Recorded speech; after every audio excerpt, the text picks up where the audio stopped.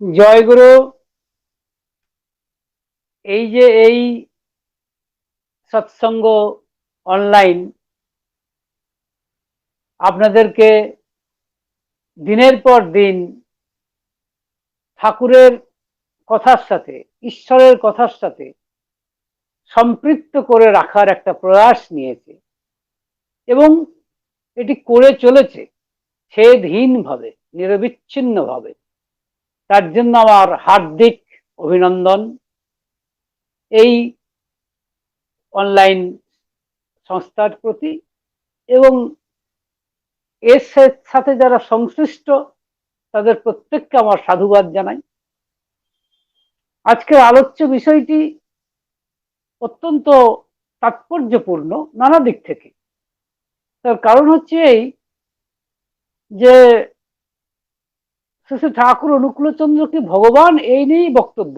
কিন্তু তার আগে তো প্রশ্ন ওঠে ভগবান কিরকম, তাকে দেখতে কিরকম। কিন্তু তারও আগে প্রশ্ন ভগবান আছেন কিনা, তার অস্তিত্বই আছে কিনা। কারণ অনেকে তো ভগবানের অস্তিত্বেই বিশ্বাস করেন না। এই প্রসঙ্গে আমার একটি ভারী মজার প্রসঙ্গ মনে পড়ে যাচ্ছে। একদা কথা সাহিত্যিক শ্রী শরৎচন্দ্র চট্টোপাধ্যায় শ্রী ঠাকুর অনুকূলচন্দ্রের কাছে গিয়েছিলেন, তাকে দর্শন করেছিলেন এবং তার সাথে তার কিছু আলাপ আলোচনা হয়, যার মধ্যে একটি প্রশ্ন শরৎচন্দ্র করেছিলেন।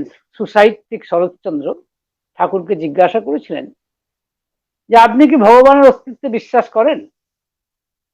ঠাকুর ভাই চমৎকার একটু উত্তর দিয়েছিলেন। তিনি বলেছিলেন, আমি তো আছি, আমার অস্তিত্ব তো আমি দেখতে পাচ্ছি। দেখুন, ভগবান আছেন কি নেই সে কথা তিনি বললেন না, তিনি পরিষ্কার বলছেন আমি তো আছি, আমার অস্তিত্বকে তো আমি দেখতে পাচ্ছি।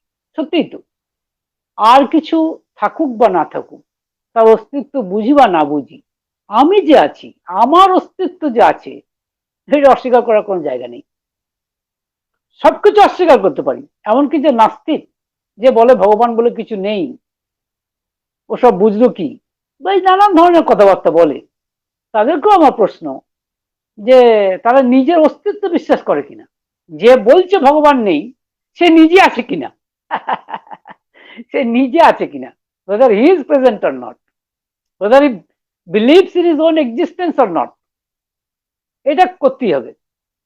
তো ভগবান থাকুক বা না থাকুক, ধর্ম কিন্তু আছে।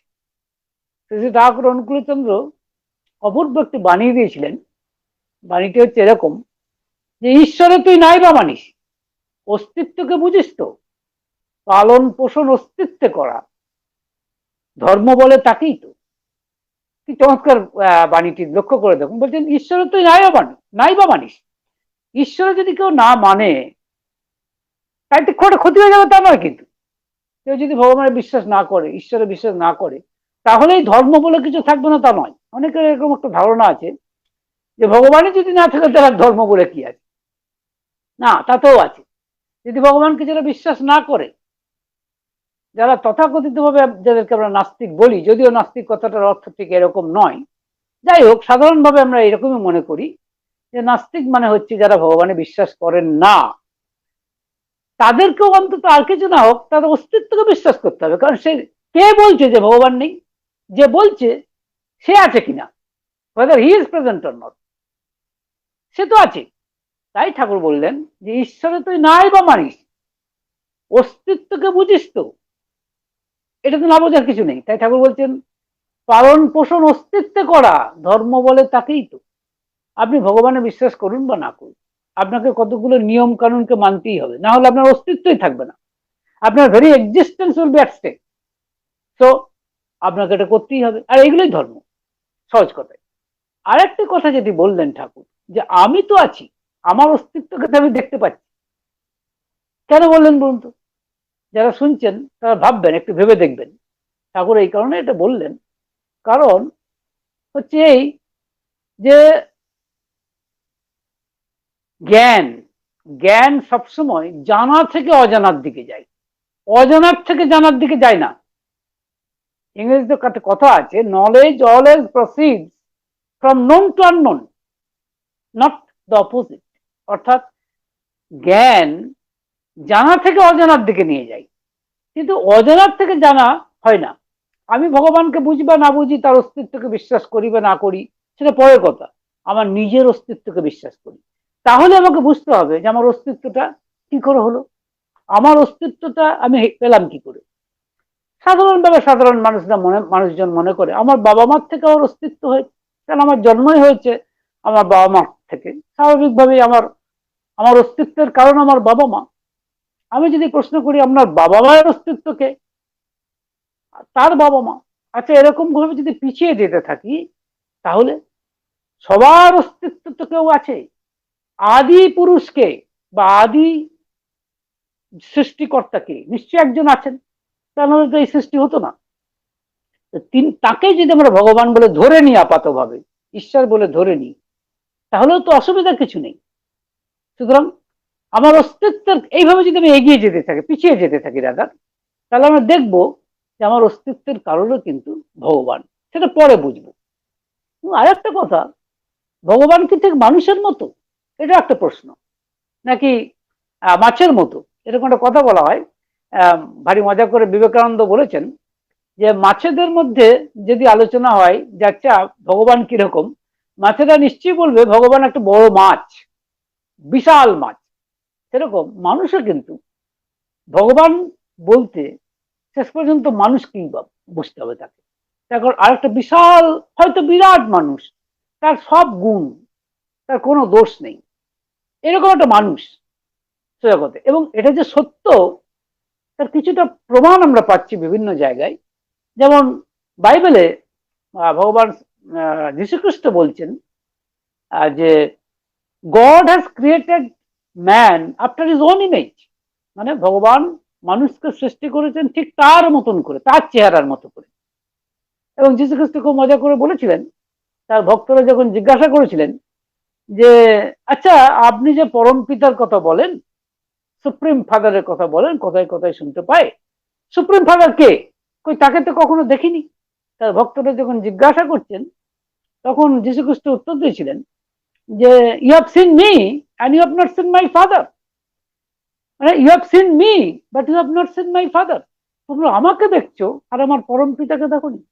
এর অর্থটা হচ্ছে খুব সহজ অর্থ, যে আমি পরম পিতা। তার মানে শেষ পর্যন্ত কিন্তু মানুষই ভগবান। ভগবান মানুষ হয়ে আসেন। এখন প্রশ্ন হতে পারে ভগবান কি শুধু মানুষ রূপে আসেন? না, এই বিশ্ব ব্রহ্মাণ্ডের সবকিছু তাঁরই সৃষ্টি। তিনি সবকিছু হতে পারেন, তিনি সবকিছু হতে পারেন, কিন্তু মানুষ হয়ে আসেন কেন? কারণ আমাদের মধ্যে ভগবানের প্রতি বিশ্বাসটা জাগিয়ে দেওয়া। তার কারণ হচ্ছে আজকের যুগে সব থেকে বড় সমস্যা, বিগেস্ট প্রবলেম কি জানেন? Crisis of faith. একে বলে ক্রাইসিস অফ ফেথ, বিশ্বাসের সংকট। মানে এমনকি ভগবানের ব্যাপারেও যারা বিশ্বাস করেন, যে ভগবানকে বিশ্বাস করি, তাদেরও বিশ্বাস কখনো কখনো টলে যায়, নানান কারণে টলে যায়। কারণ আমরা অনেক সময় মনে করি ভগবান সবটাই আমার ভালো করবেন, কেন এটা আমার খারাপ করলেন, কেন আমার বিপদ ঘটলো। ভগবানের প্রতি বিশ্বাস থাকা সত্ত্বেও হয়তো আমাদের বিশ্বাসটা একটু টলে যায়। তাই ক্রাইসিস অফ ফেথ এটা কিন্তু খুব হয়। তো ক্রাইসিস অফ ফেথটাকে কাটানোর জন্য, বিশ্বাসের এই সংকটকে কাটানোর জন্য ভগবান আসেন মানুষ রূপে। He comes as human being, মানুষ হিসেবে আসেন। এবং কেন আসেন? যাতে আমার বিশ্বাস হয়, so that I can believe in the existence of god. এবং একটা ঘটনা এই প্রসঙ্গে মনে পড়ছে আমার, যে এক অত্যন্ত পণ্ডিত মানুষ শ্রী শ্রী ঠাকুর অনুকূল চন্দ্রের কাছে এসেছিলেন। তিনি ঠাকুরকে জিজ্ঞাসা করছেন, আচ্ছা, জিজ্ঞাসা বলবো না, রাদার একটা কোয়ারি ছুটছেন বা প্রশ্ন বলছেন, প্রশ্ন ঠিক নয়, একটা জিজ্ঞাস্য। যে তিনি তার মন্তব্যটা বলছেন এরকম, যে মহাভারতে যে শ্রীকৃষ্ণের কথা পাই, তাকে আমরা বড়জোর সুপারম্যান বলতে পারি, অর্থাৎ অতিমানব বলতে পারি, কিন্তু ভগবান বলতে পারি না। কারণ যতই হোক তিনি রক্ত মাংসের মানুষ। শ্রী ঠাকুর অনুকূলচন্দ্র উত্তর দিয়েছিলেন, আমি কিন্তু ভগবান বলতে মানুষ ছাড়া আর কিছু বুঝি না। তেমন ভগবান যদি থেকেও থাকেন, তার সাথে আমার সম্পর্ক কি? তিনি আমাকে একটা তিলের নাড়ুও জুটিয়ে দেন না। যার মধ্যে সরৈশ্বর্য বিদ্যমান তিনিই তো ভগবান। তারপরে ঠাকুর বললেন, রবীন্দ্রনাথকে বাদ দিয়ে রবীন্দ্রনাথের কবিতা বুঝি না। দয়াবান ছাড়া দয়া থাকে কোথায়, তাকে বোধ করি কি করে? কি চমৎকার কথা ঠাকুর উত্তর দিলেন। মানে এই পণ্ডিত দাদাটিকে পরিষ্কার ঠাকুর বুঝিয়ে দিলেন। এই দাদাটি যখন বলছেন যে ভগবান, মানে শ্রীকৃষ্ণকে তিনি ভগবান বলতে পারেন না, কেন রক্ত মাংসের মানুষ তিনি। অর্থাৎ এই পণ্ডিত দাদাটির মতে মানে ভগবান কখনোই রক্ত মাংসের মানুষ হয়ে আসতে পারেন না, বা রক্ত মাংসের মানুষ হতে পারেন না। This is the opinion of this scholar. তার উত্তরে ঠাকুর বলছেন যে আমি কিন্তু ভগবান বলতে মানুষ ছাড়া আর কিছু বুঝি না। তেমন ভগবান যদি থেকেও থাকেন, অর্থাৎ ট্রান্সেন্ডেন্টাল গড, অরূপ নিরাকার ভগবান যদি থেকেও থাকেন, তার সাথে আমার সম্পর্ক কি? তিনি আমাকে একটা তিলের নাড়ুও জুটিয়ে দেন। তার মানে এই নয় যে ভগবান নিরাকার হতে পারেন না। তিনি সাকার নিরাকার। রামকৃষ্ণদেব বলছেন যে তিনি সাকার নিরাকার, সাকার নিরাকারের পরে আরো কত কি। সুতরাং একটা জিনিস পরিষ্কার বোঝা গেল যে ভগবান আসেন মানুষ রূপে। যখন তিনি মানুষ রূপে আসেন তখন সেই ভগবানকে বলা হয় পুরুষোত্তম, সুপ্রিম পার্সন। গীতাতে যাকে ভগবত গীতাতে যাকে বলা হচ্ছে পুরুষোত্তম, অর্থাৎ সুপ্রিম পার্সন। তিনি ভগবান শ্রীকৃষ্ণ যেমন এসেছেন সুপ্রিম পার্সন। কেন তাকে সুপ্রিম পার্সন বলা হচ্ছে, কেন তাকে পুরুষোত্তম বলা হচ্ছে? তার কারণ তিনি খরেরও অতীত, অক্ষরেরও অতীত। খর এবং অক্ষর দুটোরই অতীত। খর কাকে বলে? খর হচ্ছে যা আজকে আছে, কাল বা পরশু থাকবে না। যেরকম ধরুন ঘর বাড়ি জমি জায়গা আজ আছে, কাল থাকবে না। আজ আমার বাড়ি রয়েছে, যে বাড়ি নিয়ে আমি গর্ব করছি। আমার একটা গাড়ি আছে, সেই গাড়ি নিয়ে আমি গর্ব করছি, আমার গাড়ি, দামি গাড়ি। কিন্তু কালের সম্মার্জনিতে অর্থাৎ সময়ের সাথে সাথে এ কিন্তু থাকবে না। গাড়িটা পুরনো হয়ে যাবে এবং গাড়িটা নষ্ট হয়ে যাবে। এটা হলো খর বস্তু। এমনকি মানুষের, এমনকি এই যে আমি আপনাদের সামনে কথা বলছি, একসময় আমি বাচ্চা ছিলাম, তারপরে কিশোর, তারপরে যুবক, তারপরে পৌর, এখন বৃদ্ধ। এই একই শরীর ধীরে ধীরে ক্ষয় হচ্ছে। তার মানে এটাও থাকবে না। এটা হচ্ছে অনিত্য বস্তু, একেই বলে খর বস্তু। অর্থাৎ যা আজ আছে হয়তো কাল থাকবে, বড়জোর পরশু থাকবে, তারপর থাকবে না। তো এই তাহলে ভগবান কিন্তু খরের অতীত, অর্থাৎ ভগবান পুরুষোত্তম হচ্ছেন। এই অনিত্য বস্তু থাকবে না থাক, তিনি থাকবেন। অর্থাৎ তিনি খরের অতীত। অক্ষরের অতীত কেন? যা অনিত্য বস্তু, নিত্য বস্তু, যা থাকবে, যা চিরন্তন, যা শাশ্বত, যা সনাতন, তারও অতীত তিনি। খরেরও অতীত অক্ষর। অক্ষর কে? যে ধরুন আমি হয়তো মারা যাব, কিন্তু মারা গেলেও আমার মধ্যে যে আত্মা আছে তা থাকবে। এটা গীতা বলছে ভগবান শ্রীকৃষ্ণ, এবং অন্যান্য ধর্মগ্রন্থ তার সাপোর্ট আছে। কেউ কেউ সেটা মানুক বা না মানুক। আমি বৌদ্ধ ধর্মের কথা বলছি। ধরুন বৌদ্ধ ধর্ম যেমন ভগবানের অস্তিত্বে সেভাবে বিশ্বাস করে না, কিন্তু ট্রান্স মাইগ্রেশন অফ সোল, অর্থাৎ আত্মার পর্যায়ক্রমিক চলনকে তারা বিশ্বাস করে, ট্রান্স মাইগ্রেশন অফ সোল। সুতরাং এই আত্মা এটা আছে, ছিল, আছে, থাকবে।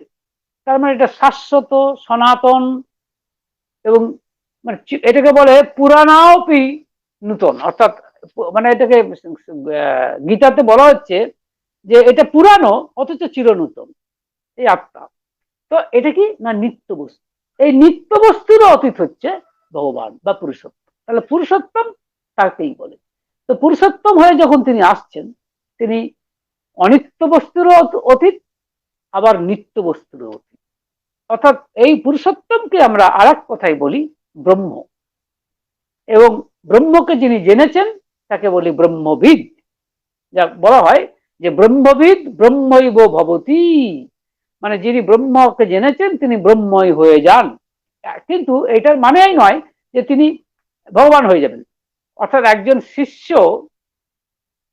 কালে কালে গুরু হয়ে যাবে তা হয় না। তার কারণ গুরু, সদ্গুরু হচ্ছেন ভগবান বা পুরুষোত্তম। এটা একদম সত্য কথা যে ভগবান যখন মানুষ রূপে আসেন তখন তাকেই বলা হয় পুরুষোত্তম। আর সেই পুরুষোত্তম একাধারে তিনিই পুরুষোত্তম, তিনিই আচার্য এবং তিনিই সদ্গুরু। ঠাকুরের একটি বাণী আছে ভারী চমৎকার, পুরুষোত্তম আসেন যখন, আচার্য গুরু তিনিই সব, মানে তিনিই সবকিছু, তিনিই সদ্গুরু, তিনিই সবার জীবন মেরু বলে এরকম একটা বাণী আছে। সুতরাং তিনি সদ্গুরু হিসেবেও আসেন, আর পুরুষোত্তম হিসেবেও আসেন এবং আচার্য হিসেবে আসেন। আসলে তিনি পুরুষোত্তম। এখন প্রশ্ন হচ্ছে যে ঠাকুর অনুকূলচন্দ্র পুরুষোত্তম কিনা, এই যে আলোচ্য বিষয়। আমরা কিন্তু ভগবান শ্রী রামচন্দ্র সম্পর্কে তিনি পুরুষোত্তম কিনা, ভগবান কৃষ্ণ, শ্রীকৃষ্ণ তিনি পুরুষোত্তম কিনা, এ নিয়ে কিন্তু খুব একটা মানে সন্দেহ করি না। বিশেষ করে যারা ঈশ্বরকে বিশ্বাস করেন তারা খুব একটা সন্দেহ করেন, কিন্তু শ্রী ঠাকুর অনুকূলচন্দ্র সম্পর্কে বলতে গেলে অনেকে হয়তো সন্দেহ করে থাকতে পারেন, কিন্তু তাদের সন্দেহটা ঠিক নয়। আমি সেই চেষ্টাই করব বোঝাবার। এক হচ্ছে গীতাতে যারা ভগবান শ্রীকৃষ্ণকে বিশ্বাস করেন, those who believe in Lord Krishna, যারা ভগবানকে বিশ্বাস করেন তাদের জন্য বলছি যে তারা ভগবান শ্রীকৃষ্ণকে যদি বিশ্বাস করেন তাহলে তার কথাকেও তাদেরকে মানতে হবে। If they at all believe in the existence of Lord Krishna, then they will have to abide by the, you see, mottos or sayings of Lord Krishna. ভগবান শ্রীকৃষ্ণের কথাগুলিও তাদের মানতে হবে। গীতাতে তিনি বলছেন যখনই ধর্মের গ্লানি হয় তখনই তিনি যুগে যুগে আবির্ভূত হন। কিন্তু কি রূপে আবির্ভূত হন? নিশ্চয়ই ভগবান শ্রীকৃষ্ণ রূপে নন। তখন নাম পরিবর্তন করেন, যুগের পরিবর্তন অনুযায়ী তিনি সেইভাবেই আসেন, যেমন এসেছিলেন ভগবান রামচন্দ্র। তারপরে সেই পুরুষোত্তমই নাম পাল্টে এলেন ভগবান শ্রীকৃষ্ণ রূপে। ভগবান শ্রীকৃষ্ণ বলছেন ধর্মের গ্লানি হলেই আমি ধর্মকে রক্ষা করার জন্যই, অর্থাৎ ধর্মের গ্লানি কে মুক্ত করার জন্যই, নাশ করার জন্যই, এবং অসাধুদেরকে বিনাশ করার জন্য এবং সাধু ব্যক্তিকে রক্ষা করার জন্য আমি যুগে যুগে যুগে যুগে অবতীর্ণ হই।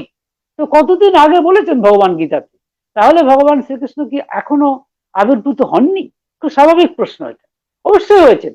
এবং আমি যদি বলি তিনি এবার এসেছেন শ্রী ঠাকুর অনুকূলচন্দ্র রূপে, আপনারা অনেকে বিশ্বাস করতে পারেন, নাও করতে পারেন, কিন্তু কতগুলো যুক্তি শোনার চেষ্টা করুন, বোঝার চেষ্টা করুন। আমি কতটা বোঝাতে পারবো আমি জানি না, আমার অক্ষমতা আমি প্রথমেই স্বীকার করে নিই। কিন্তু একটা কথা মনে রাখবেন যে পুরুষোত্তমের কতগুলো কোয়ালিটি থাকতে হবে, তা নাহলে তিনি পুরুষোত্তম নন। তিনি সিদ্ধ পুরুষ হতে পারেন, তিনি সাধু পুরুষ হতে পারেন, তিনি সাধক পুরুষ হতে পারেন, তিনি মহাপুরুষ হতে পারেন, কিন্তু পুরুষোত্তম হতে পারেন না। পুরুষোত্তম হতে গেলে তার কতগুলো ক্যারেক্টার লাগে, সেই ক্যারেক্টার তাকে থাকতেই হবে, তা নাহলে সে কোনোদিনই পুরুষোত্তম হতে পারবে না। এক নম্বর ক্যারেক্টার হচ্ছে যে তার কাছে যারা আসবে বা আসুক বা না আসুক, প্রত্যেকটি মানুষ মানেই হচ্ছে প্রত্যেকটি বৈশিষ্ট্য, মানে এক একটা বৈশিষ্ট্য, এক একজন মানুষ এক একটা বৈশিষ্ট্য। কারণ কেন? কারণ ঈশ্বর তার প্রতিটি সৃষ্টিকেই এমন ভাবে তৈরি করেছেন এক এবং অদ্বিতীয়। সেটা হবে কি একেবারে এক এবং অদ্বিতীয়, তার কখনো দুই হয় না। যেমন ধরুন আমি আপনাদের সামনে কথা বলছি, অমলেন্দু চট্টোপাধ্যায়, আপনি বিশ্ব ব্রহ্মাণ্ডে আর একটা অমলেন্দু চট্টোপাধ্যায় খুঁজে পাবেন না। বা এই যে ঋদ্ধিমান এটি পরিচালনা করছে, সঞ্চালনা করছে, বিশ্ব ব্রহ্মাণ্ডে আর একটা ঋদ্ধিমান আপনি খুঁজে বার করতে পারবেন। সুতরাং ভগবানের সৃষ্টিতে, তার সৃষ্টিতে প্রত্যেকটি অস্তিত্ব এক এবং অদ্বিতীয়, তার মানে প্রত্যেকেই এক একটা বৈশিষ্ট্য। তা পুরুষোত্তম তাকেই বলবো যিনি প্রত্যেকটি বৈশিষ্ট্যকে পালন করতে পারেন, পোষণ দিতে পারেন। কিন্তু বলতে পারেন যারা সাধক পুরুষ, যারা সিদ্ধ পুরুষ, যারা মহাপুরুষ, মহাত্মা, তারা পারেন না? পারেন, তারা সব বৈশিষ্ট্যকে পারবেন না। অনেক বৈশিষ্ট্যকেই হয়তো তাদের মানে মানে সোজা কথায় তাদের শ্রেণী অনুযায়ী বা তাদের উচ্চতা অনুযায়ী তারা নিশ্চয়ই বৈশিষ্ট্যকে পালন করতে পারবেন, কিন্তু ডেফিনেটলি সব বৈশিষ্ট্যকে পালন পোষণ করার ক্ষমতা তাদের সাধ্যের বাইরে। একমাত্র পুরুষোত্তমই সেটা করতে পারেন।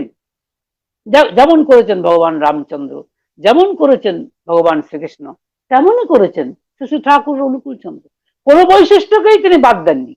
আপনি দেখাতে পারবেন না যে এমন কেউ গেছেন যাকে শ্রী শ্রী ঠাকুর অনুকূল চন্দ্র পোষণ দিতে পারেননি, তার বৈশিষ্ট্য অনুযায়ী পালন পোষণ করতে পারেননি।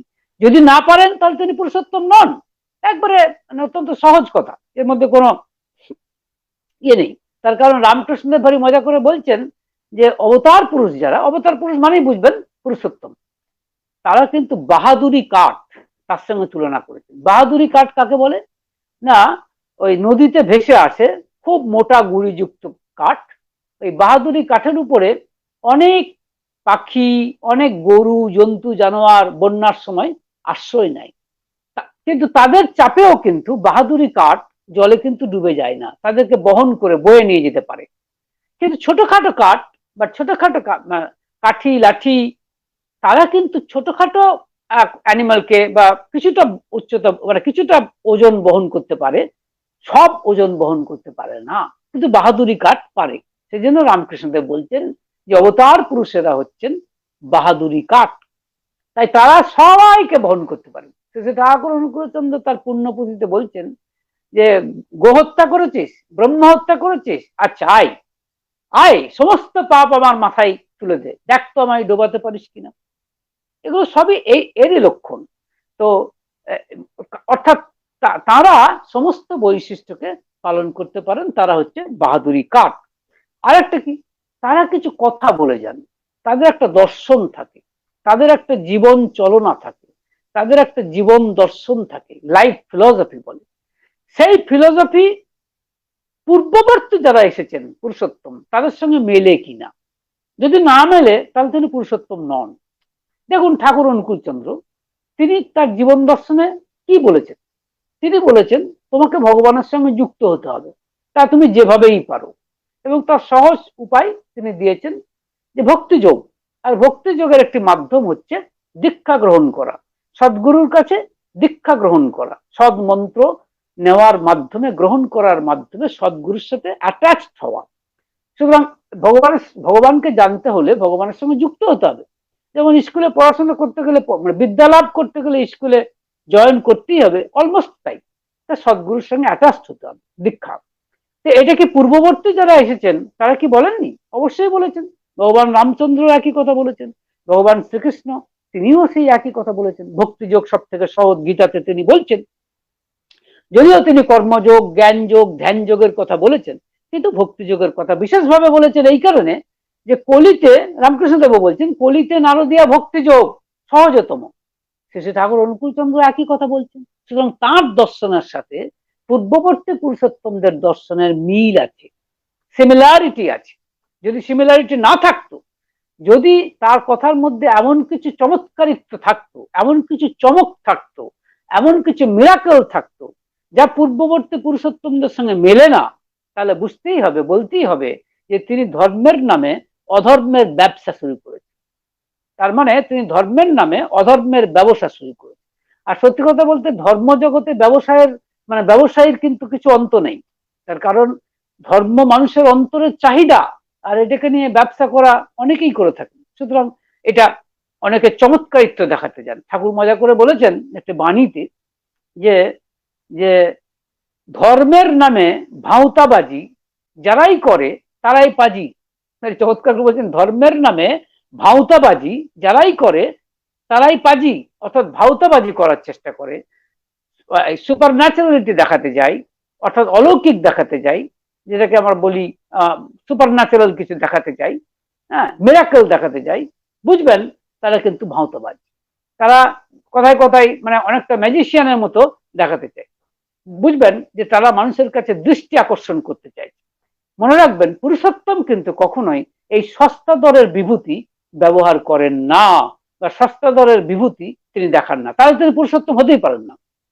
তো আবার দেখছি কি, তবে এটাও ঠিক যে তিনি যে আসছেন, যদি এটাই হয় যে তার বক্তব্য, তার জীবন দর্শন পূর্ববর্তী যারা পুরুষোত্তম এসেছেন তাদের সঙ্গে সম্পূর্ণরূপে এক, এটাই যদি হয়ে থাকে, তাহলে প্রশ্ন এসে যায় যে তাহলে তার আসার দরকার কি? নিশ্চয়ই এই প্রশ্ন তো আসবেই। এর উত্তর হচ্ছে এই যে হ্যাঁ, তিনি পূর্ববর্তীদেরকেই স্থাপন করতে আসেন, প্রতিষ্ঠিত করতে আসেন, কিন্তু এটাও ঠিক যে যুগের উপযোগী অনুযায়ী তিনি তার কিছু মানে সিলেবাস নিয়ে আসেন, এটাকে বলা যায় নিউ সিলেবাস, নতুন সিলেবাস। দেখুন আমিও মানে ম্যাট্রিক পাস করেছি, বিএ পাস করেছি, এমএ পাস করেছি। আজ থেকে 50 বছর আগেও অনেকে করেছে, আবার এখন করছে, সবাই করছে, সবাই এমএ পাস বিএ পাস, কিন্তু সিলেবাস চেঞ্জ হয়ে গেছে, নতুন সিলেবাস। তো ঠাকুর অনুকূল চন্দ্র পূর্ববর্তী যে সমস্ত পুরুষোত্তম এসেছেন তাদের জীবন দর্শনের সাথে মিলিয়েই কথা বলছেন। তার জীবন দর্শনের সাথে পূর্ববর্তী পুরুষোত্তমদের জীবন দর্শনের কোনো অমিল নেই, কিন্তু এটাও ঠিক কিছু নতুন জিনিস আছে, সামথিং নিউ। এটাকে আমরা বলছি নিউ সিলেবাস। সেই নিউ সিলেবাসটা কি? নিউ সিলেবাস হচ্ছে ঠাকুরের কথায় যে বর্তমান যে যুগ, এই যদি কলিযুগই বলি এটাকে, এই যে যুগ, এই যুগে তিনটি জিনিসের কথা ঠাকুর বিশেষভাবে জোর দিয়েছে। কি কি? দীক্ষা, শিক্ষা, বিবাহ। প্রশ্ন করতে পারেন দীক্ষার কথা কি পূর্ববর্তী পুরুষোত্তমরা বলেননি? অবশ্যই বলেছেন, কিন্তু ঠাকুর এটার উপর বেশি জোর দিতে চাইছেন এই কারণে যে বর্তমান যুগের মানুষেরা উন্নাসিক, তারা নানা ধরনের, ওই যে বললাম ক্রাইসিস অফ ফেথ, তাদের কোনো বিশ্বাস নেই, তাদের পক্ষে নারদীয়া ভক্তিযোগী শ্রেষ্ঠ পথ। তাই দীক্ষা ছাড়া তাদেরকে উদ্ধারের পথ নেই, তাই দীক্ষার উপর তিনি এত জোর দিয়েছেন। নিউ সিলেবাস আগে লোকেরা দেয়নি তা নয়, কিন্তু ম্যাক্সিমাম এমফ্যাসিস, ম্যাক্সিমাম ট্রেস, অত্যন্ত বেশি গুরুত্ব তিনি দিয়েছেন। শিক্ষা, শিক্ষার কথা কি পূর্ববর্তী পুরুষোত্তমরা বলেননি? অবশ্যই বলেছেন, কিন্তু ঠাকুর অনুকূলচন্দ্র শিক্ষার উপরে ম্যাক্সিমাম ট্রেস দিচ্ছেন। কিরকম শিক্ষা? হাতে কলমে শিক্ষা। এবং তিনি তা করে দেখিয়েছেন তপবন বিদ্যালয়ে, পাবনা হিমায়তপুরের যে আশ্রম, যেখানে ঠাকুরের জন্মস্থান, সেখানে তিনি তপবন বিদ্যালয় স্থাপন করেছিলেন, যেখানে তিনি শিক্ষা কি করে দিতে হয় সেটা দেখিয়েছেন। পরাবিদ্যা সেখানে তিনি প্রবর্তন করেছিলেন, যার সাথে মানে সেটা ব্যবসায়িক শিক্ষা নয়, আজকালকার দিনে যেটা সোজা কথাই বলা হয় যে মানে কমার্শিয়াল এডুকেশন, সেই জাতীয় কোনো এডুকেশন নয়। এমন এডুকেশনের সৃষ্টি তিনি করেছিলেন যা মানুষকে কারণমুখী করে তোলে, অর্থাৎ ঈশ্বরমুখী করে তুলবে। তপবন বিদ্যালয় সৃষ্টি করে তিনি তা বাস্তব নজির রেখেছেন, শিক্ষার ব্যবস্থা করে। আরেকটি কথা, বিবাহ, এইটি একেবারে নিউ। বিবাহের কথাও যে পূর্ববর্তী পুরুষোত্তমরা বলেননি তাও কিন্তু নয়, কিন্তু এত বেশি ট্রেস দেননি, এত বিস্তারিত ভাবে বলেননি অন্যান্য পুরুষোত্তমরা। ঠাকুর অনুকূলচন্দ্র বলেছেন। কেন বলেছেন? কারণ বর্তমান যুগে মানুষ খাদের কিনারায় এসে দাঁড়িয়ে গেছে, সর্বনাশের চূড়ান্ত পর্যায়ে এসে দাঁড়িয়ে গেছে। বর্তমান কি বলবো আমরা, এমন একটা অবস্থায় যেখানে একেবারে একদিকে অতলান্ত খাদ, পরিত্রাণের কোনো উপায় নেই, আর কোনো রাস্তা নেই বাঁচার আর কোনো রাস্তা নেই। কারণ আপনারা দেখতেই পাচ্ছেন আজকে চারিদিকে দুর্নীতি, করাপশন, মানুষের কোনো কথার দাম নেই, আজকে সবকিছু দুর্মূল্য হয়ে উঠেছে, আজকে জীবনকে বাঁচিয়ে রাখাই কষ্টকর, আজকে মানুষ সৎ, মানুষ শয়তান, খারাপ মানুষের সংখ্যা চারিদিকে বাড়ছে, তথাকথিত যেগুলোকে আমরা বলি শয়তান মানুষ, সেই মানুষের সংখ্যা ক্রমবর্ধমান। এরকম একটা চূড়ান্ত ক্ষয়ের জায়গায়, চূড়ান্ত ধ্বংসের জায়গায়, চূড়ান্ত একটা পতনের জায়গায় থেকে ঠাকুর আমাদের হ্যাচকা টানে ফিরিয়ে আনতে চাইছেন জীবনের পথে। আর এই জীবনের পথে যদি আমাদের চলতে হয় তাহলে মরণের পথকে বাদ দিতে হবে। একটি গান আছে, এটি সৎসঙ্গে গাওয়া হয় যে হে পথিক তব সম্মুখে আছে দুটি পথ, এক পথ জীবনের, আর পথ মরণের। প্রত্যেকটা মানুষের জন্য, প্রত্যেকটা মানুষের কিন্তু যেন একটি পথিক, সে একটা যাত্রার মধ্যে দিয়ে যাচ্ছে, যাত্রা পথের মধ্যে দিয়ে যাচ্ছে, তার সামনে দুটি রাস্তা, দুটি পথ, এক পথ জীবনের, সে বাঁচবে কিনা, আর এক পথ মরণের। সে কোন পথে সে যাবে সে স্বাধীনতা কিন্তু তার দেওয়া আছে। তো আজকের বেশিরভাগ মানুষ মরণের পথ বেছে নিয়েছে, তাই পতনের থেকে, সর্বনাশের থেকে তার আর গত্যন্তর নেই। এবং ঠাকুর সেটা আগে থেকেই বলতে পারেন, প্রেডিক্ট করে দিয়েছেন, বলেছেন যে দুনিয়ার সামনে এমন বিপদ আসছে যার কাছে লোকক্ষয়, যুদ্ধ, লোকক্ষয়, রক্তক্ষয় কিছুই নয়।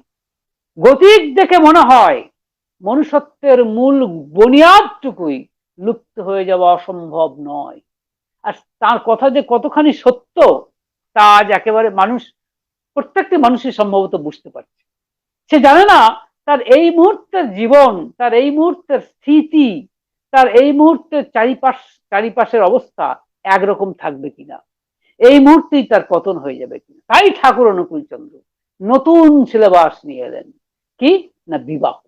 এবং তিনি কি বাণীটা দিলেন, বলছেন শাসন সংস্থা যেমনই হোক, বলছেন শাসন সংস্থা যেমনই হোক, বলছেন যতই মাথা ঘামাও না, যৌন ব্যাপার শুদ্ধ না হলে দেশের জীবন টিকবে না।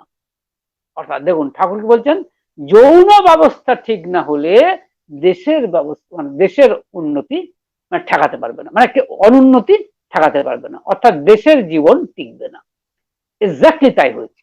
তাহলে কি বলছেন, কারণ শাসন সংস্থা দেখুন সব দেশেই শাসন ব্যবস্থায় একটি সরকার আসছে, সব ঠিক, তারা নানান রকমের আইন প্রণয়ন করছেন, নানান রকমের অর্থনৈতিক সংস্কার করছেন, নানান রকমের রাজনৈতিক সামাজিক সংস্কার করছেন, কিন্তু যত চেষ্টাই করা হোক দেশের জীবন কিন্তু বাঁচাতে পারবে না যদি যৌন জীবন যদি সুস্থ না হয়। তো যৌন জীবন যদি সুস্থ হতে হয় তাহলে বিবাহ, সুবিবাহের একেবারে প্রয়োজন রয়েছে। এই সুবিবাহ সম্পর্কে ঠাকুর অনেক কথা বলে গেছেন, সে বিষয়ে বিস্তারিত আমি যাব না। ছোট্ট করে তার কথাটা হচ্ছে এরকম যে বিবাহটা হতে হবে কম্প্যাটেবল ম্যারেজ, অর্থাৎ সঙ্গতিপূর্ণ বিবাহ। সঙ্গতিপূর্ণ মানে এক কথা যেটা বলে মেড ফর ইচ আদার, যেন একে অপরের জন্য নির্দিষ্ট।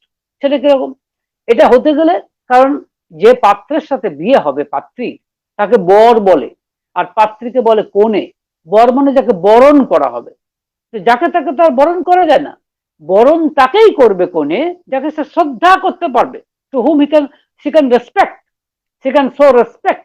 এমন একজন মানুষ যাকে সে সম্মান দিতে পারবে, তাকেই তো সে বরণ করবে। এই সম্মান দিতে গেলে কতগুলি কোয়ালিটি সেই পাত্রের থাকতে হবে। কিরকম না, প্রথমে হচ্ছে বর্ণাশ্রম। বর্ণাশ্রম মানে বর্ণ, বিশেষ করে বর্ণ অর্থাৎ যেটিকে আমরা বলি বিপ্র, ক্ষত্রিয়, বৈশ্য এবং শূদ্র, চারটি বর্ণ আছে। এবং ভগবান শ্রীকৃষ্ণের যারা ভগবান শ্রীকৃষ্ণকে বিশ্বাস করেন, ভগবান শ্রীকৃষ্ণের কথাই হচ্ছে গীতার কথা অনুযায়ী যে চাতুর্বর্ণ ময়া সৃষ্টম গুণকর্ম বিভাগ সহ, গুণ এবং কর্মের বিভাগ অনুযায়ী চারটে বর্ণ আমি সৃষ্টি করেছি। মনে রাখবেন, এটা মানুষ সৃষ্টি করেননি, স্বয়ং ভগবান সৃষ্টি করেছেন। ভগবানই বলুন বা প্রকৃতি বলুন, whatever name you may give it, but তিনি সৃষ্টি করেছেন। সুতরাং বর্ণকে আমি অস্বীকার করব, আপনি এই নামটা পরিবর্তন করতে পারেন, এই নাম চেঞ্জ করে অন্য নাম দিতে পারেন, কিন্তু তাতে কিছু এসে যায় না, কিন্তু জিনিসটা একই থাকবে। এলিমেন্টারি জিনিস, যেটা মৌলিক জিনিস, তা কিন্তু পরিবর্তন হবে না, হতে পারে না। তাই বর্ণে, বংশে, চরিত্রে, ব্যবহারে, আচারে কোণের তুলনায় বরকে উন্নত হতে হবে। আর হলে কি হবে না, সে বরণ যোগ্য হবে, এবং এইরকম স্বামী স্ত্রীর মিলনের ফলে যে সন্তান সৃষ্টি হবে তারা হবে সুসন্তান, অর্থাৎ সত্যিকারের মানুষ সৃষ্টি হবে, সত্যিকারের সুসন্তান আমরা পাবো, এবং এরাই হবে দেশের পরিত্রাতা, তবেই দেশের জীবন বাঁচবে। তাই পুরুষোত্তম যখন আসেন তাকেই আমরা পুরুষোত্তম বলবো, যিনি দেশের জীবনকে বাঁচাতে পারবেন। তাই শ্রী ঠাকুর অনুকূলচন্দ্র যে দাবাই দিলেন, যে ওষুধ দিলেন, এই ওষুধকে অস্বীকার করবে কে? আজকে কে অস্বীকার করতে পারে যে আজকে জগতের সব থেকে বড় সমস্যা ভালো মানুষের?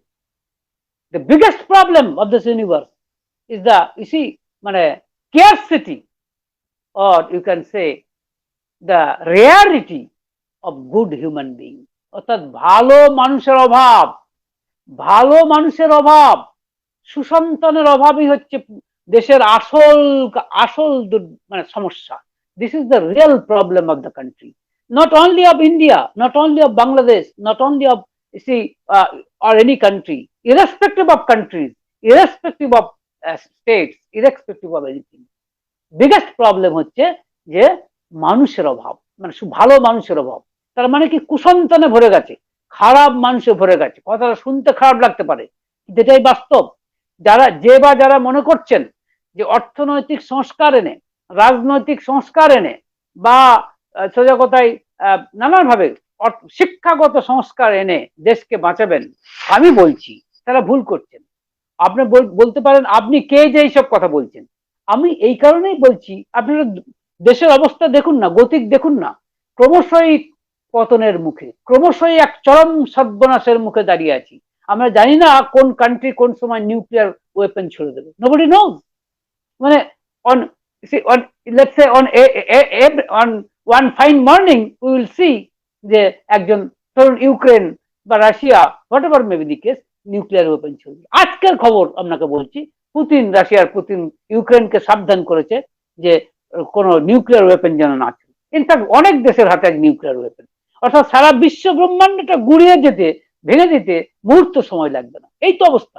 তা এই যদি করি, যে বিজ্ঞানের আমরা গরিমা করছি, গর্ব করছি, যে বিজ্ঞানের ফলে আমরা এই নিউক্লিয়ার ওয়েপন তৈরি করেছি, সেই নিউক্লিয়ার ওয়েপনকে ইউজ করে যদি আমরা নিজেরাই সাবার হয়ে যাই, তাহলে এই বিজ্ঞানের কি দাম, এই শিক্ষার কি দাম, এই গরিমার কি দাম? মুহূর্তে ভেঙে সব চুরমার হয়ে গেল।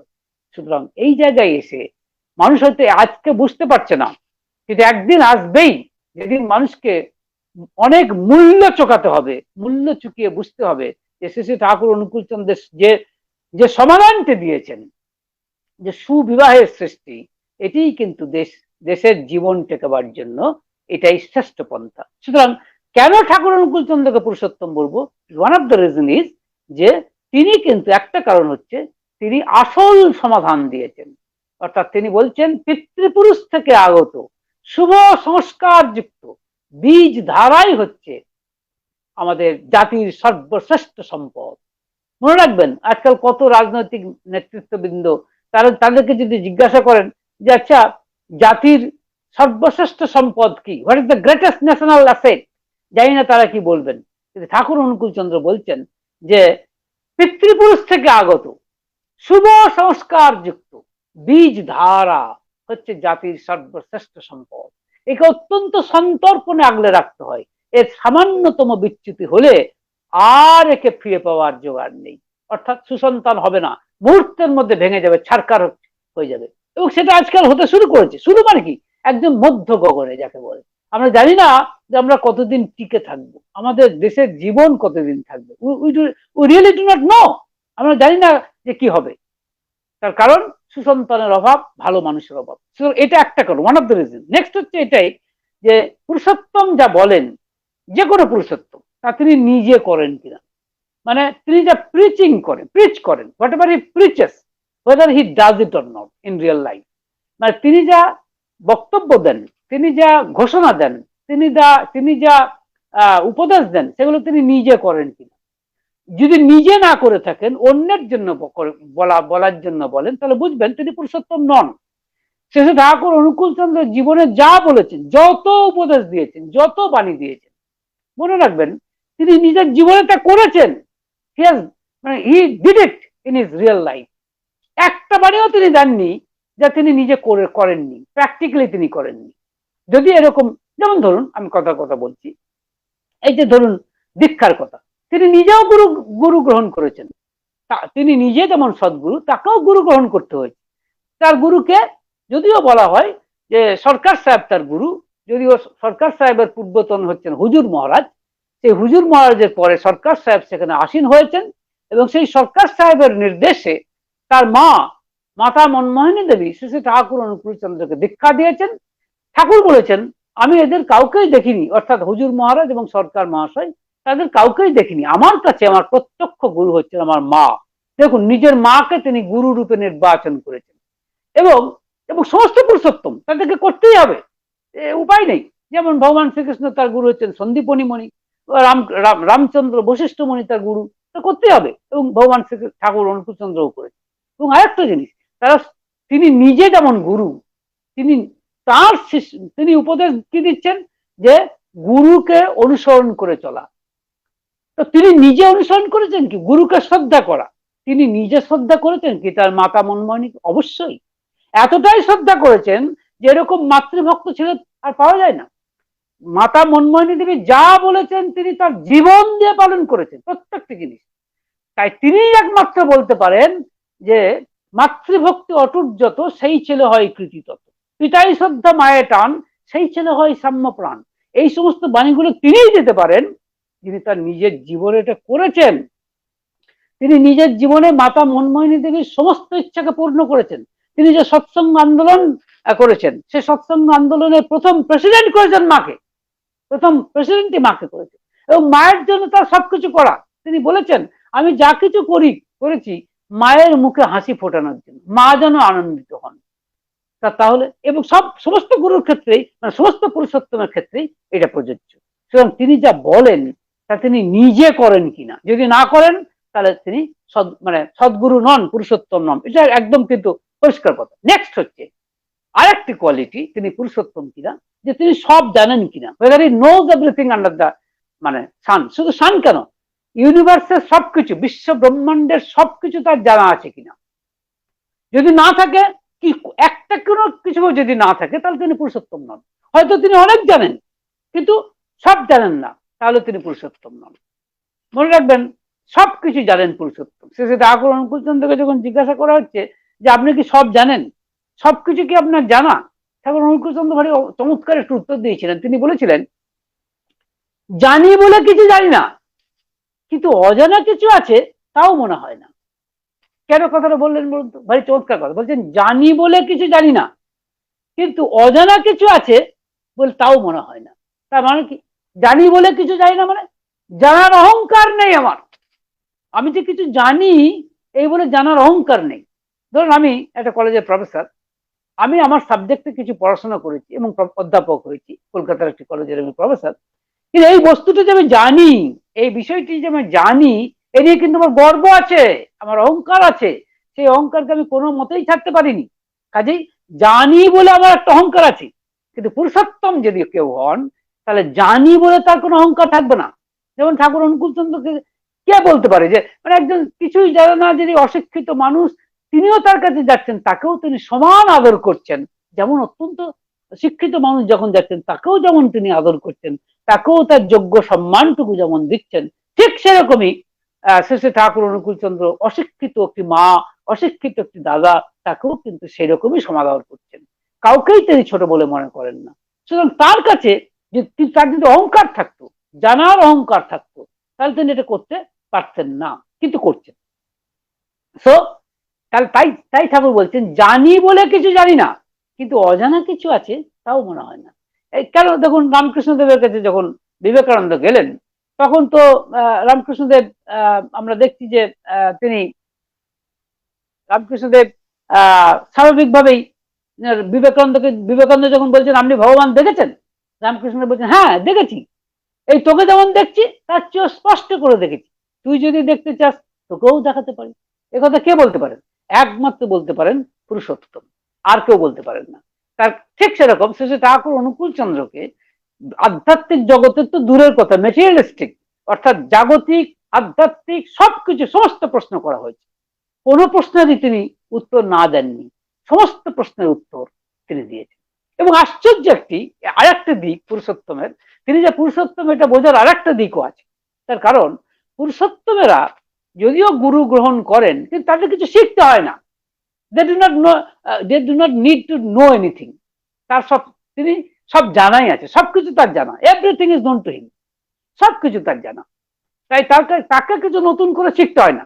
যেমন শ্রী ঠাকুর অনুকূল চন্দ্র, তাকে কিন্তু কোনো আধ্যাত্মিক বই পড়তে হয়নি, তাকে কোনো শাস্ত্র পড়তে হয়নি, তাকে বনে জঙ্গলে গিয়ে কোনো সাধনাও করতে হয়নি, তাকে কোনো সাধু সঙ্গও করতে হয়নি, তাকে, এবং তিনি করেননি, তিনি তার শরীরকে কখনো রংচঙে সাজাতে ব্যস্ত হননি, তার কপালে কখনো সিঁদুর পর্যন্ত ছিল না, তার হাতের চিমটাও ছিল না, তার গায়ের রংকে, তার বস্ত্রের রংকে কখনো তিনি গেরুয়া রঙে বা অন্যান্য লাল রঙে কোনো রঙে রাঙাননি। এবং তার বক্তব্যটা, এবং তিনি বলেওছেন যে তোমার মনের সন্ন্যাস হোক, মিছিমিছি শরীরকে রংচঙে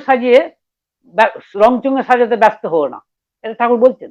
তার কারণ তিনি স্বভাব সন্ন্যাসী, তিনি সংসার করেছেন, কোনো সন্দেহ নেই। এটা আবার অনেকে মনে করে, এটা আবার একটা দিক মনে করে অনেকে কি জানেন, যে ভগবান আবার সংসার করবে কি, অর্থাৎ ভগবান তো একটুখানি অবিবাহিত থাকবেন, বাচ্চা কাচ্চা হবে না, এরকম হলে ভালো হয়। ঠাকুর অনুকূল চন্দ্র তো বিবাহ করেছেন, তার অনেক সন্তান সন্ততি আছে, তাহলে তো এরকম একটা কথা ভুল। মানে এর বক্তব্যটা এরকম যে তিনি তো কাম প্রবৃত্তিকেই জয় করতে পারেন। কে বলেছে? যারা ভগবান শ্রীকৃষ্ণকে মানেন তাদের দেখুন ভগবান গীতাতে কি বলছেন। ভগবান শ্রীকৃষ্ণ গীতাতে বলছেন যে দেখো অর্জুন, কামের মধ্যেও কিন্তু আমিই আছি, কামের মধ্যেও আমিই আছি, তবে হ্যাঁ কি কাম না, সেটাকে সৎভাবে কাজে লাগাতে হবে। সেটাই হচ্ছে মানে কামের মধ্যেও কিন্তু আমিই আছি। একথা কার কার বক্তব্য? শ্রী ঠাকুর অনুকূলচন্দ্র নয়, এই বক্তব্য স্বয়ং ভগবান শ্রীকৃষ্ণের। গীতাতে তিনি এই কথা বলছেন। সুতরাং কাম বৃত্তি সেটা ভগবানের থাকবে না তা নয়, কিন্তু তিনি জানেন এই বৃত্তিটিকে সঠিকভাবে কিভাবে ব্যবহার করতে হয়, এটার নিয়ন্ত্রণও কিন্তু তার সমানভাবে জানা আছে। যদি না জানা থাকতো তাহলে তিনি পুরুষোত্তম হতে পারতেন না। এবং লক্ষ্য করে দেখুন, যারা পুরুষোত্তম হয়েছেন, ভগবান রামচন্দ্র, ভগবান শ্রীকৃষ্ণ, এরা কি বিবাহ করেননি? এরা কি সংসার করেননি? এদেরও কি সন্তান সন্ততি ছিল না? ছিল তো, যেমন শ্রী ঠাকুর অনুকূলচন্দ্রের ছিল, আছে। সুতরাং এই এই জায়গাটা অনেকে ভুল করে থাকেন, তাদের সম্পর্কে আমার বিনীত অনুরোধ হচ্ছে এটাই, যে এই ভুলটা কিন্তু করবেন না। হ্যাঁ, তো এটাই আমার বক্তব্য, যে ঠাকুর কিন্তু সংসারী হয়েছেন এবং এটা হয় তার স্বাভাবিক। সংসারী হলে সে পুরুষোত্তম হবে না, এর চেয়ে বোকামি আর কিছু হয় না। হ্যাঁ, রামকৃষ্ণদেবকে অনেকে ভালোবাসেন যে তিনি নাকি সংসার জীবন পালন করেননি বা স্ত্রীর সঙ্গে সহবাস করেননি ইত্যাদি ইত্যাদি। সহবাস করলে কি তার রামকৃষ্ণদেবের পুরুষোত্তমত্ব কি নষ্ট হয়ে যেত? এর চেয়ে বোকামি হতে পারে না। তাহলে তো ভগবান শ্রীকৃষ্ণকেও বাদ দিতে হয়, তাহলে তো ভগবান রামচন্দ্রকেও বাদ দিতে হয় না। তারা নিয়ন্ত্রণ জানেন, তারা এই বৃত্তি প্রবৃত্তির অধীশ্বর, তারা বৃত্তাধীশ, আর আমরা হচ্ছে বৃত্তাধীন। আমরা যদি নিজেদেরকে তাদের সঙ্গে তুলনা করতে যাই, সে হচ্ছে চরম বোকামি। সেই জন্যই ঠাকুর বলেছেন পুরুষোত্তমদের একটি 3টি বৈশিষ্ট্য সম্পর্কে তিনি বলেছেন, দে আর abnormally normal, wisely foolish and gorgeously simple। মানে হচ্ছে abnormally normal মানে তারা এত সাধারণ যে তারা অসাধারণ ভাবে সাধারণ। অর্থাৎ ঠাকুর অনুকূলচন্দ্র খালি গায়ে শুধু একটি পৈতে রয়েছে, একটি ধুতি পরে বসে বসে আছে, এত সাধারণ ব্যক্তি। কিন্তু তার মতো অসাধারণ আর কে আছে? তিনি বসে আছেন, সাধারণ কথা বলছেন, যেন একজন বোকা লোক কথা বলছেন। যেন বোকা, তার জন্য বলে ওয়াইজলি ফুলিশ। তিনি সব জানেন বলেই বোধহয় বোকার মতো মনে হয়। আর গর্জিয়াসলি সিম্পল মানে অত্যন্ত সাধারণ ভাবে থাকেন, সরল ভাবে আছেন, সেই জন্যই তিনি এত গর্জিয়াস। এটা কিন্তু পুরুষোত্তম একটা, যে কোনো পুরুষোত্তমদেরই একটি লক্ষণ। এবং আরেকটি লক্ষণ হচ্ছে এই যে মানে তার মানে কি, দে আর abnormally normal, wisely foolish and gorgeously simple। এবং আরেকটা কথা হচ্ছে যে আরেকটি কথা যেটা বললাম, তাকে কিছু শিখতে হয় না, ঠাকুর অনুকূলচন্দ্রকে কিছু শিখতে হয়নি, কিন্তু আধ্যাত্মিক জগৎ, জাগতিক জগৎ সম্পর্কে কোনো কিছুই তার কাছে কিন্তু অজানা নয়। সুতরাং আবার এটাও ঠিক, তিনি যেটা বলছিলাম, তিনি এত সাধারণ যে তিনি যেন গলিত অহং। গলিত অহং ব্যাপারটা কিরকম, যে ব্যাপারটা এরকম যে অনেক ঠাকুরের সময়তেও তো অনেক আধ্যাত্মিক মহাপুরুষ ছিলেন, সিদ্ধ পুরুষ, সাধক পুরুষ ছিলেন, সবাই তো ঠাকুরকে দেখতে যাননি। এবং এই সম্পর্কে শ্রী ঠাকুর অনুকূলচন্দ্রকে একজন প্রশ্ন করেছিলেন যে ঠাকুর, আপনাকে তো মানে আপনার সময়তেও তো অনেক আধ্যাত্মিক পুরুষ রয়েছেন বা আধ্যাত্মিক সাধক সাধিকা তারা তো রয়েছেন, কই তারা তো আপনার কাছে এলো না? ঠাকুর উত্তর দিয়েছিলেন যে অহং আছে না, যিনি প্রশ্ন করেছিলেন তিনি অবাক হয়ে বলেছিলেন এদেরও অহংকার আছে ঠাকুর। ঠাকুর এক অনির্বচনীয় হাসি হেসে বলেছিলেন, থাকে না। অর্থাৎ দেখুন, যারা সিদ্ধ পুরুষ, সাধক পুরুষ বা যারা আধ্যাত্মিক মহাপুরুষ, সাধক সাধিকা, তাদেরও কিন্তু অহংকার থাকে, সামান্য হলেও থাকে। পূর্ণ অহংকারকে জয় করতে পারে একমাত্র পুরুষোত্তম, আর কেউ পারে না, ইম্পসিবল। সুতরাং তিনি হচ্ছেন গলিত অহং। এবং তিনি সহস্র রচিত যে সত্যানুসরণ যে বই, সেই বইতে তিনি লিখছেন যে অহংকারীকে অহংকারী পরীক্ষা করতে পারে, গলিত অহংকে সে কি করে জানবে? তার কাছে একটা কিম্ভূত কিমাকার, যেন অজমূর্খের কাছে মহাপণ্ডিত। অর্থাৎ তিনি হচ্ছেন গলিত অহং, যেটাকে বলে মোল্টেন ইগো। তার কিছু মানে তার অহংকার বলে কিছু নেই, তার ইগো বলে কিছু নেই, যদি থাকে তাহলে তিনি পুরুষোত্তম নন।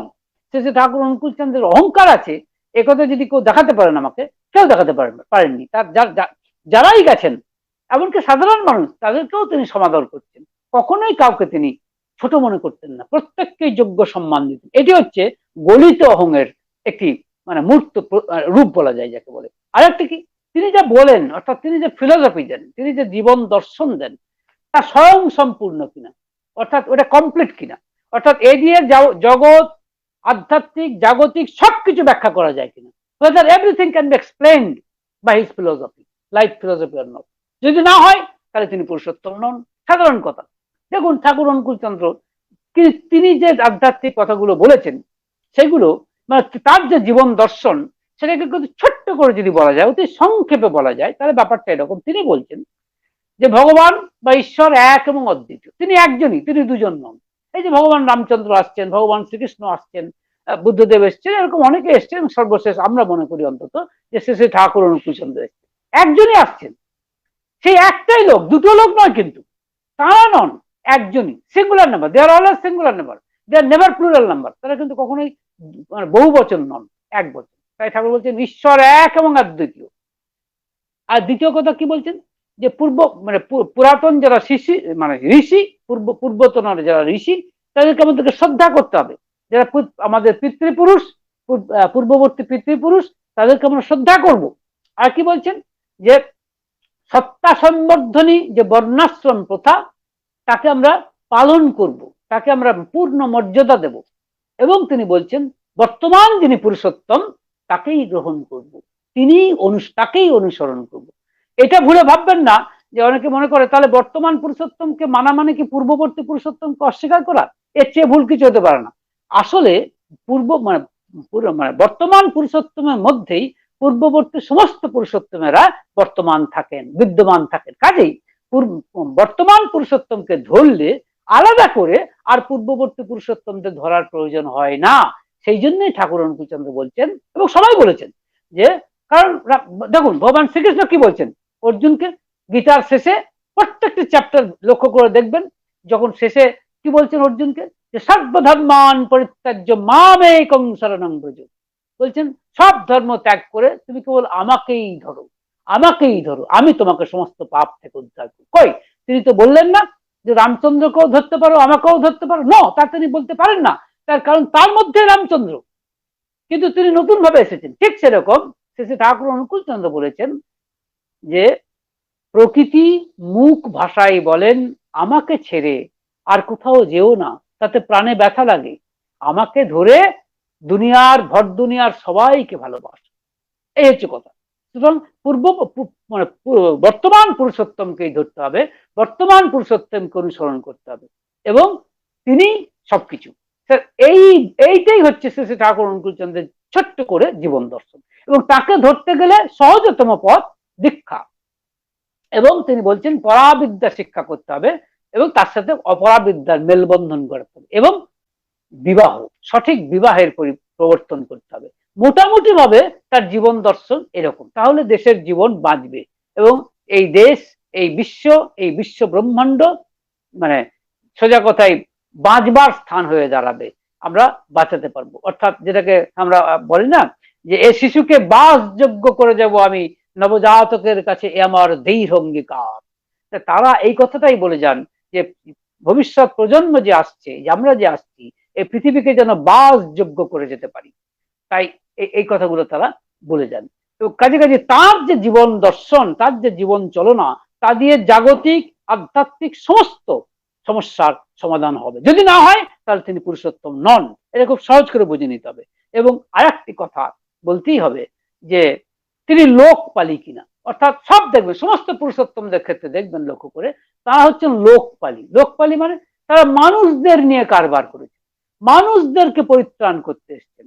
কারণ যেমন ধরুন আমরা দেখছি রামচন্দ্র, তিনি সব ছেড়ে দিয়ে চলে গেলেন বনবাসে, তিনি দেখালেন, এবং প্রজাদের জন্য নিজের স্ত্রীকে পর্যন্ত অগ্নি পরীক্ষা দিতে হলো, কারণ মানুষের জন্য।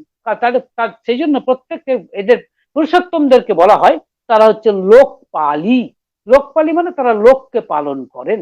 ঠাকুর অনুকূল চন্দ্র একটা চমৎকার বাণী দিয়েছেন, যে তার এক তার ছেলেকে বলেছেন, কিন্তু বলেছেন সবার সবার সম্পর্কে। বাণীটি এরকম যে টাকার যত্ন কর বা না কর, লোকের যত্ন করেই চল, লক্ষ্মী কেশব রইবে বাধা, বিভবে তুই রবি অটল। আবার বলছি, কি চমৎকার কথা বলছেন, টাকার যত্ন কর বা না কর, লোকের যত্ন করেই চল, লক্ষ্মী কেশব রইবে বাধা, বিভবে তুই রবি অটল। অর্থাৎ তুই যদি টাকার যত্ন করিস বা না করিস সেটা ফ্যাক্টর নয়, ফ্যাক্টর হচ্ছে লোকের যত্ন করিস কিনা, মানুষের সেবা করিস কিনা, মানুষকে দেখিস কিনা। বিবেকানন্দ পর্যন্ত বলছেন spiritualism is all about unselfishness, অর্থাৎ স্বার্থহীনতাই হচ্ছে আধ্যাত্মিকতার প্রথম এবং শেষ কথা। তাই মানুষের যত্ন কর। ঠাকুর অনুকূল চন্দ্র বলছেন মানুষ আপন টাকা পর, যত পারিস মানুষ ধর। তুই সারা জীবন মানে রাইট ফ্রম দ্য বিগিনিং, মানে রাইট ফ্রম হিজ চাইল্ডহুড, বাচ্চা অবস্থা থেকে আমরা দেখছি, এমনকি শেষ নিঃশ্বাস ত্যাগ করার সময় শুধু মানুষের সেবা করে গেছেন, মানুষকে পালন করে গেছেন। তাই একমাত্র তিনিই বলতে পারেন, he has the right, he has the guts, he has the right, তিনি একমাত্র বলতে পারেন মানুষ আপন টাকা পর, যত পারিস মানুষ ধর। সুতরাং লোকপালি স্বভাব, এটা তাদের একটা মজ্জাগত স্বভাব। আরেকটি জিনিস লক্ষণ আমরা লক্ষ্য করে দেখতে পাই যে তাদের জীবনে, প্রত্যেকের ক্ষেত্রে, প্রত্যেক পুরুষোত্তমের জীবনে আমরা দেখছি তাদের জন্মস্থানকে একবারের জন্য হলেও তাদেরকে ত্যাগ করতে হয়েছে। যেমন রামচন্দ্র, আমরা দেখছি অযোধ্যা তাকে ত্যাগ করতে হয়েছিল, বনবাসে যেতে হয়েছিল।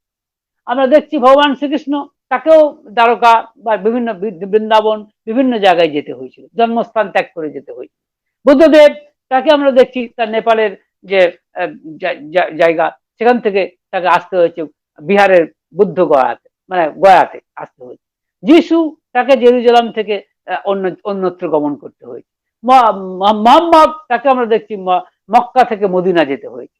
আমরা দেখছি চৈতন্যদেব, তাকে নদিয়া থেকে চলে যেতে হয়েছে ভুবনেশ্বরে। ভুবনেশ্বর মানে আমাদের যেটাকে আমরা বলি উড়িষ্যার ভুবনেশ্বরে তাকে চলে যেতে হয়েছে, মানে সরি পুরীতে, পুরীতে তাকে চলে যেতে হয়েছে। রামকৃষ্ণদেব, তাকে কামারপুকুর থেকে দক্ষিণেশ্বরে আসতে হয়েছে। এবং শ্রী ঠাকুর অনুকূল চন্দ্রকে পাবনা হিমায়তপুর থেকে, তার জন্মস্থান থেকে দেওঘরের দেওঘরের প্রান্তরে তাকে আসতে হয়েছে। এটাও কিন্তু আশ্চর্য, প্রত্যেকের জীবন আমরা দেখছি এই এই যে চেঞ্জ, তার জন্মভূমিকে বারেকেত্তরে হলেও কিন্তু ত্যাগ করতে হয়েছে, এটা আমরা লক্ষ্য করছি। শেষ কথা হচ্ছে এটাই যে তিনি কালজয়ী কিনা। কালজয়ী মানে হচ্ছে কালের সম্মার্জনী দিয়ে, অর্থাৎ সময়ের সম্মার্জনী দিয়ে তিনি বিতাড়িত হন কিনা।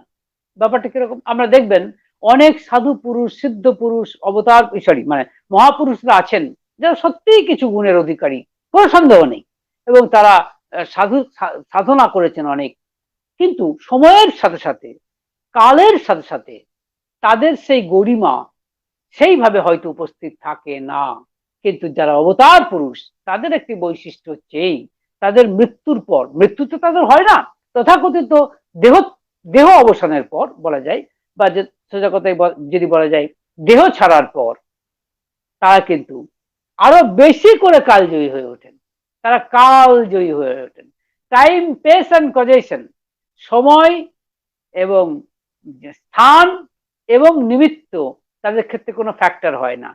অর্থাৎ আপনারা নিজেরাই দেখবেন, একটা সময় এক বিশেষ সাধু পুরুষ বা একজন সাধু মহারাজ বা একজন সাধিকা হয়তো বিরাট নাম করে ফেলছেন, অনেক মানুষের কাছে তারা অন্তরে শ্রদ্ধার স্থান গ্রহণ করছেন, কিন্তু তাদের মৃত্যুর পর বা তার দেহ ছেড়ে যাওয়ার পর তাদের সেই গরিমা বা স্থানটা আর ততখানি থাকছে না। কালের সম্মার্জনী দিয়ে, অর্থাৎ কালের ঝাঁটা দিয়ে তারা কিন্তু অনেকখানি অন্তর্হিত হয়ে যান বা হতে বাধ্য হন। কিন্তু যারা অবতার পুরুষ, পুরুষোত্তম যারা, তারা কিন্তু হন না, বরং দেহ ছেড়ে যাওয়ার পরে তারা আরো বেশি করে মানুষের কাছে গ্রহণীয় হয়ে ওঠেন।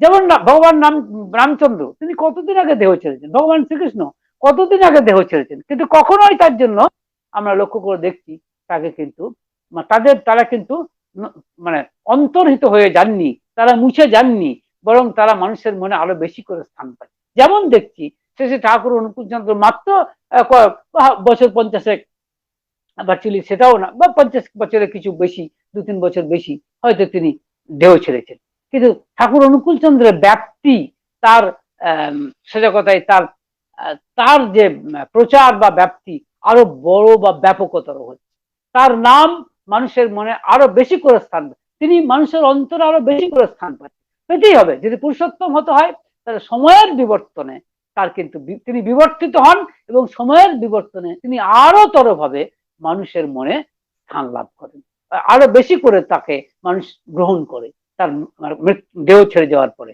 এটাও কিন্তু পুরুষোত্তমের একটি লোক। সুতরাং আমি যে পয়েন্টগুলি আলোচনা করলাম, যে পয়েন্টের উপর দাঁড়িয়ে আলোচনা করলাম, তার থেকে উপসংহার পর্বে একথা অবশ্যই বলা যায় যে শ্রী শ্রী ঠাকুর অনুকূলচন্দ্র পুরুষোত্তম ভগবান। এটা আমি মানে মানে সোজা কথাই যত চিৎকার করেই বলি না কেন, গ্রহণ করাটা আপনাদের ব্যক্তিগত সিদ্ধান্ত, আমি সেদিকে যাব না। কিন্তু গুণগুলো বা পয়েন্টগুলো যেগুলো আলোচনা করলাম, আমি শুধু সেগুলো আপনাদেরকে ভেবে দেখতে বলবো, মানে এগুলোকে মনন করতে বলবো। এগুলোকে মনন করে আপনারা নিজের বিচারে স্থির করবেন শ্রী শ্রী ঠাকুর অনুকূলচন্দ্র ভগবান কিনা, পুরুষোত্তম কিনা। ভালো থাকবেন। জয় গুরু।